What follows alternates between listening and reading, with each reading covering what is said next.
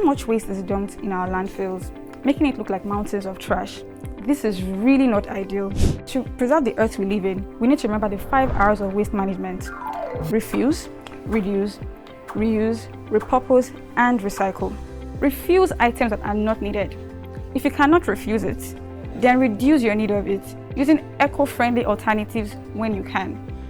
Too difficult to reduce, then when you use it, you can simply reuse it for as long as you can, or you can just repurpose it and use it for something else. Not everything has just one use.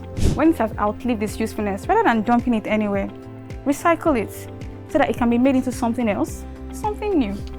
Do this so that our planet can remain beautiful now and in future.